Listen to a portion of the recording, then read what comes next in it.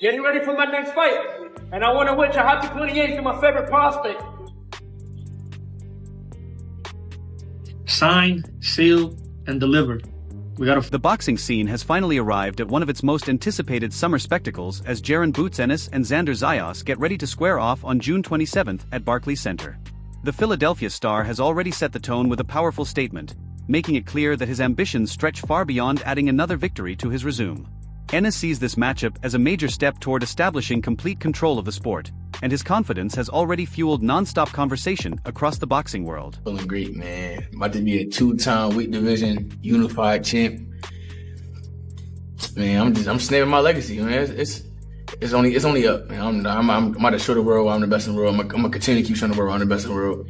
Like this boxing game mine, straight like that. Even Max Kellerman appears conflicted when evaluating this showdown, raising the question of whether exceptional athletic gifts alone can overcome one of the brightest young talents currently rising through the ranks of professional boxing. And Boots has just looked more special athletically to me than Xander throughout their careers, right? Sure. On the other hand, when you said Xander got better, Xander was so precocious. He was such a young fighter when we first saw him. Roy Jones Jr. has also shared his thoughts on the upcoming battle, providing an in-depth look at the technical elements that make this contest so compelling. The former champion emphasized the fine details, tactical adjustments, and ring awareness that often separate great fighters from truly elite competitors. He has a good enough foundation to do anything necessary at the time that it calls for it. So if it calls for throwing a leap in the hook, he can do that. If it calls for throwing an overhand right, he can do that. If it calls for putting his hand down and setting you up to hit you, he can do that. That's what the great ones like myself were able to do. We are able to adapt on the spot. And it's because of having a great foundation. If you don't have a great foundation, you can't do that. So all this stuff about talent, no. Talent is more like Prince Nassim Hamed, who can bang you but use his head to get away. None of that was natural. None of that was fundamental. That's why when he met fundamental fighters, he had a little bit harder time. What we do is fundamentally inclined. It's not just talent. It's not just luck. It's not just going. Jones did not hesitate to voice his concerns, openly wondering whether the younger contender possesses the complete package necessary to succeed against an opponent competing at the absolute highest tier of the sport. And not long ago, and I found out how good Xander really is. So Xander is a good fighter, but I don't know if he's on Boots level. Gabriel Rosado believes Zayas enters this fight with more than just refined boxing ability. He sees the Puerto Rican standout as a physically gifted athlete whose size and strength could play a major role once the action begins. Rosado encouraged fans not to overlook those advantages, suggesting they may help offset some of the attributes that have made Ennis one of boxing's most respected names. From Puerto Rico, he showed that boxing ability, nice jab, nice movement, good stamina, endurance. And he's a big dude, man. I went for a jog with him in Puerto Rico. I'm like, how big are you, dude? He walks like 190, man. He's a solid big guy. So he's bringing that weight and that size as well into that. The seasoned veteran admitted he was surprised to see a fighter willingly pursue such a demanding challenge when safer opportunities were available elsewhere. In his opinion, accepting a fight of this magnitude showcases both tremendous confidence and the level of respect competitors have for what Ennis brings into the ring. So Puerto Rico, he showed that boxing ability, nice jab, nice movement, good stamina, endurance. And he's a big dude, man. I went for a jog with him in Puerto Rico. I'm like, how big are you, dude? He walks like 190, man. He's a solid big guy. So he's bringing that weight and that size as well. Rosado expects an unforgettable atmosphere on fight night, with passionate fans creating an energy capable of pushing both fighters beyond their normal limits. He believes this matchup is about more than strategy alone, evolving into a battle of pride where crowd support could become a major factor during the championship rounds. You have to take, man. You know, he's a 2-division champion right now. And for him to choose the toughest guy on paper right now, I mean, skill-wise, Boots, it's crazy. You know, it's crazy. He could have went a different route, but he chose the best. Coach Breadman believes the fight may have come together because knowledgeable observers identified certain areas in Ennis's style that they believe can be targeted. He views the matchup as a dangerous game of chess where one camp is risking everything on a strategy designed to challenge one of the most avoided fighters in boxing. I mean, somebody's pushing it. Maybe he is pushing it because top ranks matchmakers, bro, they got the best odds in the game. Bruce Trampler, Brad Goodman, Carl Moretti, them guys know what they're looking at. And I'm not saying I haven't talked to them and asked them. I don't ask people their business like that. But they know that Boots is the real deal. So maybe Xander himself is like, I can beat him. And maybe the money is so good you can't turn it down. Breadman also hinted that financial incentives likely influenced the decision. From his perspective, the opportunity was simply too significant to pass up despite the obvious risks. As fight night draws closer, additional details continue to emerge regarding the reasoning behind accepting such a high-stakes challenge. If you see Boots get a kid that moves a lot, 5'10", 5'11" in this camp, all right, you know he fighting Xander.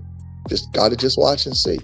And I'm not saying the fight's not happening. I'm just saying you just don't know with all the stuff that goes on behind the scenes. But maybe the deal was so sweet. Xander said, man, I'm fighting him, man.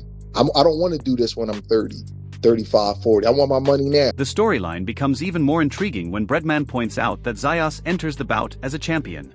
From that angle, the fighter receiving the majority of the attention and praise still has important questions to answer.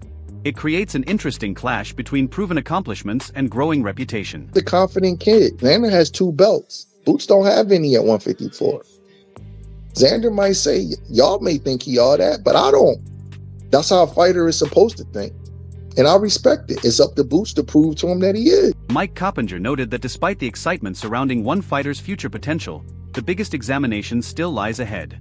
He believes this matchup will determine whether boxing is witnessing a once-in-a-generation talent or simply a very good fighter benefiting from favorable circumstances. I want to give a lot of credit to Xander Zayas. Xander Zayas, young guy, he wanted this fight. He called for the fight, and he made it happen quick after the Virgil Ortiz-Boots fight fell apart. So fair play to Xander. He has a lot of confidence in himself, even though he's going to be the underdog. And you're right, Boots hasn't proven anything yet. Not his fault, but he hasn't fought anyone. He looks special. Now we're going to find out, is he? Coppinger also highlighted the financial importance of the event.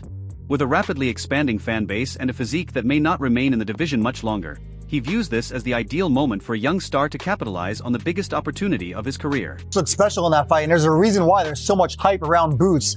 He's an incredible athlete. He has a great jab. He can box. He's in good fights. He has power. But Xander Zayas at 23 is definitely an improving fighter. And like you said, Gabe, he's an economic engine, right? He could be fighting in Puerto Rico. He just sold out in January. He could fight in New York. He's going to probably have the bigger fan support here. Yeah. And I think this is a great business move for Xander, too. He's going to get a career-high payday. And like you said, 190 he walks around at. He hasn't had much more time at 154. Yeah. And also, I'm thinking about is if you really watch Boots, Boots does look special all the time. But there's cases where he gets hit a lot. And you're like, man, for you to be so good and so special, why are you getting hit from some of these lower class fighters? So Xander might have seen that. So you know what? Yeah, I know Boots is special. I know he's really, really good, etc. But I see things in this game where Sergio Mora believes the fight has evolved beyond a battle for championship belts. In his view, both legacy and life-changing financial rewards are now part of the equation, proving that opportunities of this scale can be just as motivating as titles themselves. Xander Zayas already got those belts. Now he wants to get paid. To answer your question, he wants money. He realizes that those belts against, I don't even know these guys' names, Abbas Baru and Perez, these guys aren't champions. They're not names. They're not going to get you the paydays that you want. I mean, I would think that he's making mid 6 figures as a champion. Yeah, he probably topped $1 million for the last fight. I will be surprised. You need to look into $1 million that. in the last fight. Maybe top the million. Okay, I'm telling you, he topped $1 million. Okay, well, good for him. I'm proud of Zayas. For a 23-year-old kid hitting 7 figures, that's incredible. But he wants to touch $2-3 million paydays. And with all the money being distributed right now, with all these big players from Saudi to Zuffa to the new DAZN deals and everything else, he wants in on the money. He wants in on the prize, man, because he already got the... After carefully evaluating both fighters, Moore admitted that he sees more defensive openings in the favorite than many people are willing to acknowledge. He warned that brief lapses in concentration could provide the exact opportunity a disciplined opponent needs to create a major upset. Their style matters. Now let's look at the good things about Xander. He's young, he's eager, he's strong. He does nothing great, but he does everything good. There's nothing I can knock on him. Defensively, technique is sound. Speed is right. Power is damn good. Body shots, I think the power confidence. is the biggest weakness, though, especially against a guy like Boots. It's good. I didn't say great, but he does everything really good. Nothing great. That's what I'm saying about Xander's. I can't knock him. I can find things wrong with Boots more than I can Xander's. Boots gets hit. He pulls back his hand. He drops his lead hand. He looks vulnerable at times. Sometimes when he gets in there with a guy. Despite identifying those weaknesses, Morris still believes offensive imagination and explosive power remain tremendous assets. He explained that while one boxer may rely on technical precision, the other possesses the kind of finishing ability capable of changing the entire fight in an instant. If I was to analyze both these guys and taking out the experience, I'm picking out more flaws in Boots than I am in Xander's. But if I'm actually picking a winner, I'm saying, oh, well, wait a minute. Even though Boots is defensively flawed, he's a better offensive fighter. I would say he's a better puncher. I think he's a better creative puncher. I think he switches. He knows how to fight from angles. So aside from the defensive flaws, Boots is a better fighter with more experience, and that's why he's going to be the favorite in the... Tiger Johnson, who has first-hand experience with both competitors, expects an extremely physical and demanding contest. He anticipates a battle where neither man is willing to surrender ground and both are forced to exchange heavy shots until one finally gains the upper hand. It's gonna be a way better fight than people is giving it. You know what I mean? I think Xander kind of a big dude too. Yeah. Boots is real strong as well, so yeah, he kind of a big dude. But man, I think it's gonna be a war in my opinion. I think they're gonna. Johnson also emphasized that one fighter's greatest advantage may actually be mental rather than physical. He pointed to discipline, focus, and the ability to remain committed to a game plan under pressure, qualities he believes become even more valuable as the fight unfolds. One thing I always liked about Xander, he's real good at sticking to the game plan. Like he listens very well in the corner. You know what I mean? To instructions that's given to him. He's always in dog shade, and he's somebody that he has a lot of will to win. You know what I mean? Like you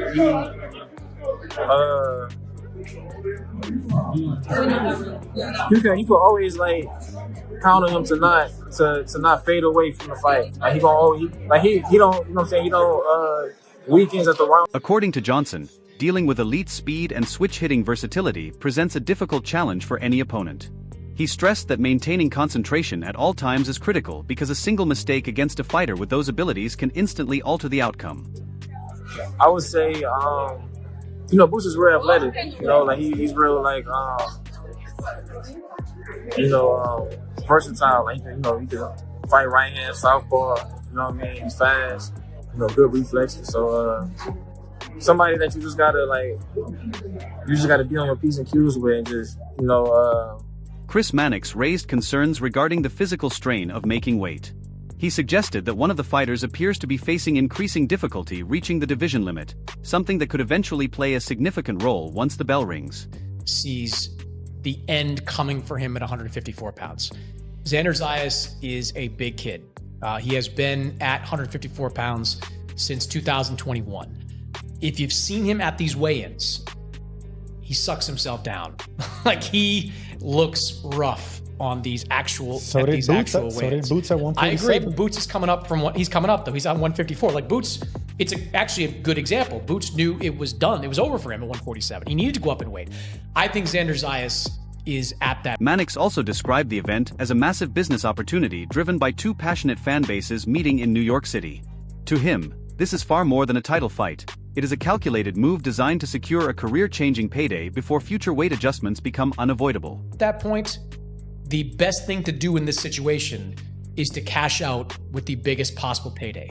And with respect to the other top fighters that are out there, the Josh Kellys, the Sebastian Fondoras, the biggest payday for Xander Zayas is Boots Ennis, because it's probably the most marketable fight that's out there. Puerto Rican fighter versus a black fighter from Philadelphia, doing it presumably in New York City, where you are going to draw a mix of those two different fans.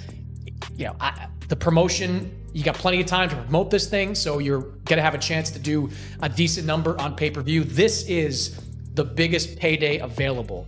Make sure you subscribe to the channel and stay tuned for more boxing updates as we continue counting down to one of the most highly anticipated showdowns of the year.